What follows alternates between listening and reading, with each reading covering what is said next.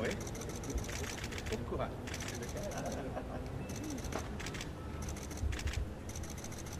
Merci beaucoup.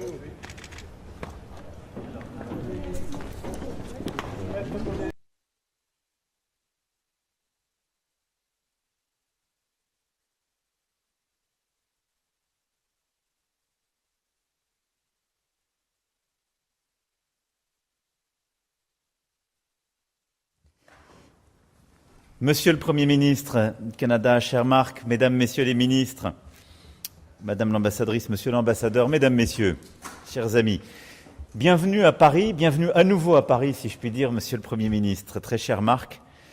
Il y a un peu plus d'un an, vous choisissiez la France pour votre première visite à l'étranger, ce qui est un immense honneur que nous n'avons pas oublié. Plus récemment, nous nous sommes entretenus à Erevan, en marge du 8e sommet de la Communauté politique européenne, quelques mois plus tôt lors du Forum économique mondial ou encore en marge de la réunion de la coalition des volontaires. Tout cela signe la grande convergence de vues, la proximité, le partenariat entre le Canada et la France. En effet, si je puis dire aujourd'hui, plus que jamais, nous avons une même lecture du monde.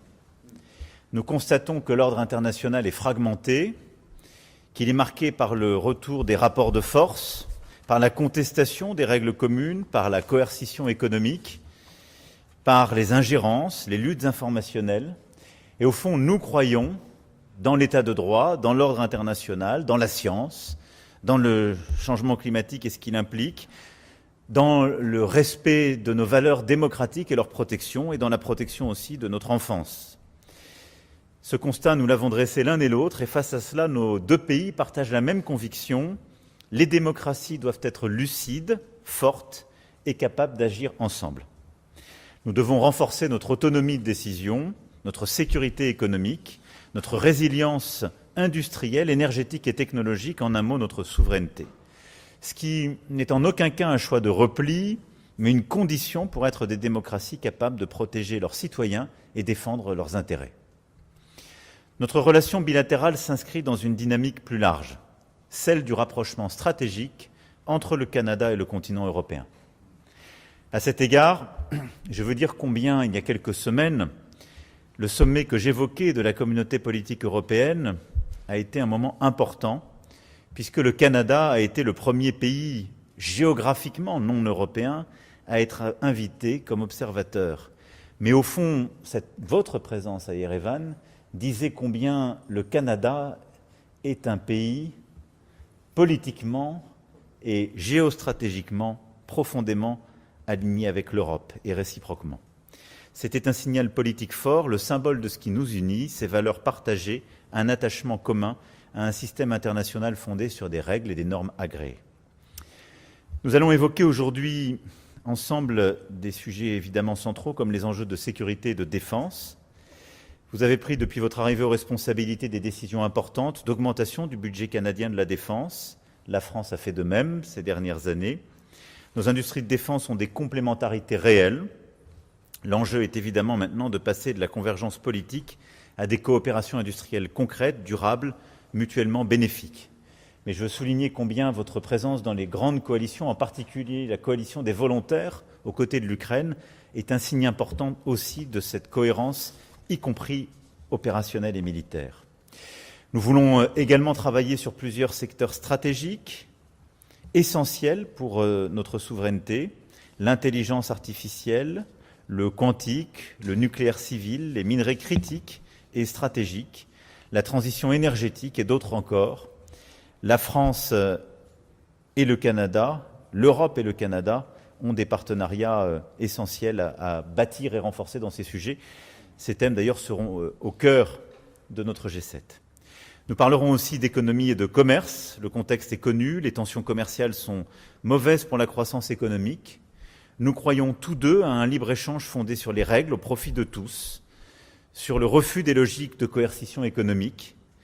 Et à la veille du sommet d'Évian, nous avons pu lancer hier ensemble, et je vous en remercie, avec nos autres collègues du G7, avec également la Chine, le FMI, les pays partenaires qui seront présents à Évian, une discussion importante sur la résorption des déséquilibres macroéconomiques mondiaux à l'occasion du sommet de convergence mondiale pour la croissance. Et nous poursuivrons également ces échanges dans quelques jours. Nous aborderons également ensemble la question de la protection des mineurs en ligne. Nous partageons là le même objectif. Avant un certain âge, nos enfants ne doivent pas être exposés à des contenus dangereux et leur cerveau ne peut être capté par des algorithmes addictifs et opaques. Plus nous sommes nombreux à le dire, plus nous pouvons peser sur la régulation dans ce domaine. Et là encore, au moment où 14 États membres de l'Union européenne, où les Britanniques aussi nous ont rejoints dans cet effort, le fait que le Canada prenne une telle décision, quelques mois après la mise en place par l'Australie, qui a été aux avant-postes de celle-ci, eh bien, nous met dans une coalition très cohérente avec ce que je dis depuis tout à l'heure. Ce sont ces pays qui pensent la même chose sur les questions de sécurité et de défense, sur la protection des démocraties, sur la protection des mineurs, sur le commerce aussi. Nous évoquerons naturellement l'Ukraine et le Proche et Moyen-Orient. Le Canada et la France sont des puissances de paix. Nous maintenons depuis maintenant 4 ans notre soutien à l'Ukraine, rejetant les menaces de la Russie, condamnant l'escalade irresponsable de Moscou. Je l'évoquais, votre présence et votre soutien constant au sein de la coalition des volontaires est un signe très fort à cet égard. Au Proche et Moyen-Orient, nous partageons le même attachement au respect du droit international, à la résolution des conflits par la diplomatie. Et c'est cette voie qui permettra, je l'espère, d'aboutir très prochainement à l'accord entre les États-Unis d'Amérique et l'Iran. Nous nous tenons prêts, quant à nous, à contribuer à sa mise en œuvre en accompagnant la reprise sans condition du trafic dans le détroit d'Ormuz et en apportant notre expertise et notre soutien à un accord global. Celui-ci devra être robuste sur les volets nucléaires et balistiques, ainsi que sur la stabilité régionale. À cet égard, là aussi, le Canada et la France ensemble depuis le début défendent la souveraineté, la sécurité, l'intégrité territoriale du Liban pour donner sa chance à la paix et accompagner les efforts des autorités libanaises pour assurer leur mission de souveraineté et lutter contre toute forme de terrorisme. Enfin, je veux ici rappeler qu'aucune stabilité durable pour la région n'est possible sans la stabilisation de Gaza et la mise en œuvre de la solution des 2 États. Celle-ci, qu'il y a 1 an ensemble, nous avons défendue par un mouvement diplomatique commun avec plusieurs autres pays amis. Celle-ci est dans les faits plus menacée que jamais par décisions irresponsables et nous souhaitons ici réitérer notre soutien évidemment à la déclaration de New York d'il y a bientôt 1 an, notre attachement collectif aussi aux sociétés civiles palestiniennes et israéliennes, lesquelles sont d'ailleurs réunies en ce moment même à Paris. Monsieur le Premier ministre, cher Marc, le Canada et la France partagent aujourd'hui plus qu'une amitié ancienne, plus qu'une culture, une histoire, une langue commune, qui sont évidemment ô combien importantes et que nous chérissons ensemble. Nous partageons une même lecture stratégique du monde, des actions communes, une volonté de renforcer notre autonomie stratégique, une conviction que nos démocraties ont un rôle essentiel à jouer dans l'ordre international. Quelques jours avant le sommet du G7, cette convergence franco-canadienne est un moteur au service de cet agenda et au service de nos 2 pays. Et je vous remercie très sincèrement de votre présence à Paris aujourd'hui, de ce moment d'amitié et de travail et de cette communauté de valeurs et de vues ainsi réaffirmée. Merci beaucoup. Je vous remercie, Monsieur le Président, cher Emmanuel. Merci de votre collaboration, de votre hospitalité, de votre amitié. La France, comme vous l'avez dit, la France a été ma première destination à l'étranger en tant que Premier ministre.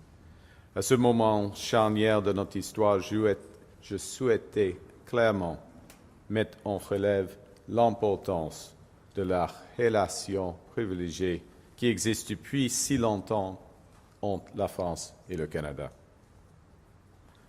En effet, le Canada a été bâti par 3 peuples, l'Autochtone, les Britanniques et les Français. La langue française définit notre identité et notre culture. Elle définit aussi en grande partie nos institutions et notre façon de vivre. Au Canada, et en France, nous partageons beaucoup les mêmes valeurs et de plus en plus les mêmes intérêts, les mêmes stratégies, comme vous l'avez dit. Nous sommes plus que des alliés. Nous faisons partie de la même famille. Et dans le monde de plus dangereux et plus divisé, cette relation est plus importante que jamais.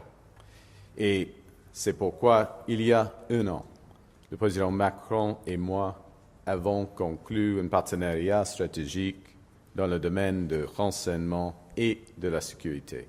C'est aussi pourquoi nous nous rencontrons à nouveau aujourd'hui dans les jours précédant le sommet du G7 à Évian. Monsieur le Président, le Canada attendait avec impatience ce sommet sous votre direction. Vous avez choisi de bâtir l'agenda des prochains jours en vous appuyant en bonne partie sur les assises de travail accomplies l'an dernier au Canada. Mais, fidèle à vos habitudes, Monsieur le Président, vous nous emmenez encore plus loin. Vous y avez ajouté de l'audace, notamment en nous fixant des objectifs ambitieux. Vous avez choisi de concentrer nos travaux sur des enjeux parmi les plus stratégiques, les minéraux critiques, afin de rendre nos pays plus résilients. L'intelligence artificielle axée sur la personne. Les secteurs de la défense et de la sécurité pour protéger nos citoyens et l'Ukraine pour défendre nos valeurs et nos alliés. I would like to commend you, President Je tiens à Macron, for the saluer decisive action votre action décisive, Monsieur le Président, que vous prenez pour protéger les enfants en ligne en France et maintenant au G7. Et le Canada est un partenaire à part entière dans cette action. Il y a 2 ans, le Canada a mis en place une législation pour rendre les médias sociaux comptables de leurs actions, un devoir de protéger, d'agir de façon responsable avec des restrictions aux réseaux sociaux pour les enfants de moins de 16 ans. Pour le Moyen-Orient, nous sommes particulièrement heureux de retrouver parmi vos invités du G7 nos partenaires privilégiés de cette région, les Émirats arabes unis, le Qatar, l'Arabie saoudite et l'Égypte. Monsieur le Président, je salue votre leadership personnel quant à la reconnaissance de la Palestine. Vous avez fait une grande différence pour préserver la possibilité d'une solution à 2 États à moyen terme et l'aide humanitaire à court terme. Plus tôt aujourd'hui, dans le cadre de la conférence de haut niveau organisée par la France sur la solution à 2 États, le ministère des Affaires étrangères du Canada a annoncé une contribution canadienne de 100 millions de dollars pour aide humanitaire urgente pour assister les Palestiniens en Cisjordanie et à Gaza. Par le biais de ce sommet de G7, nous aurons aussi l'opportunité de consolider nos liens avec tous les partenaires invités et ceux dans les domaines de l'énergie, du commerce, de la culture et de technologie. Et parallèlement à notre collaboration avec nos partenaires du G7, le président Macron et moi-même avons renforcé les liens entre nos 2 pays. Dans la dernière année, les échanges commerciaux entre le Canada et la France ont augmenté de 10%. Merci, Monsieur le ministre, pour cela. Pendant les derniers mois, nous avons signé de nouveaux accords de coopération en matière de défense, de technologie quantique et de transport. Des entreprises dans nos deux pays font plus ensemble dans l'énergie, les minerais critiques et dans l'IA. Et pour approfondir notre coopération industrielle défense aujourd'hui avec le Président, nous mettons en place un nouvel accord de sécurité de l'information, ce que cela veut dire une capacité à échanger des informations classifiées entre nos secteurs spatial, défense et de l'aérospatial. Auront de meilleures occasions de soumissionner pour des contrats, de nouer des partenariats en matière de recherche et développement, de renforcer les liens commerciaux. En intelligence artificielle, le Canada et la France sont deux des pays sur la planète, deux des 4 pays sur la planète, dotés d'un grand modèle de langage. Il faut bâtir rapidement des partenariats entre nos deux pays pour tirer profit de cet avantage concurrentiel. Nous sommes déterminés à agir ainsi pour renforcer notre autonomie stratégique dans un monde dominé par des puissances hégémoniques et les hyperscalers.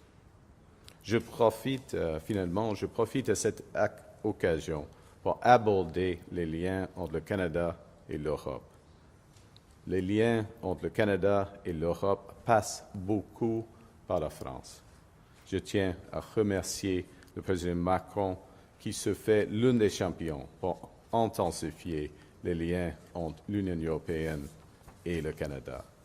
And as the President mentioned a few weeks ago at the European political community, à la communauté politique européenne, le sommet de Yerevan, and I said at that meeting that I believe that the next world order will likely be built que l'ordre mondial prochain sera construit à partir de l'Europe et le Canada fera partie de cette initiative et le premier pays non membre à rejoindre le SAFE, comme l'a dit le Président, sous sa houlette. Le Canada est un membre clé de la coalition dans les minerais critiques avec M.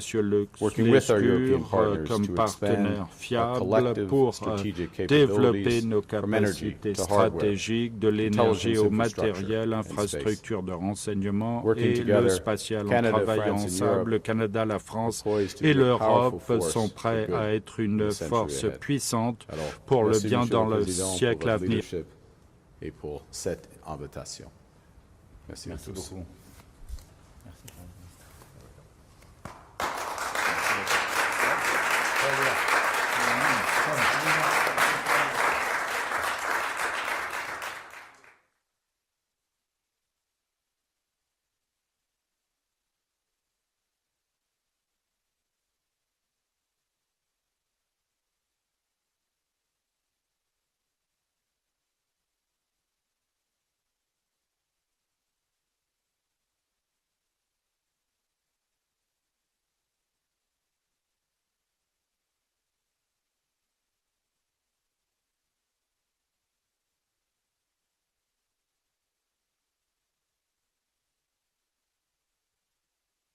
If you like this video, then like, share and subscribe to ET Now World.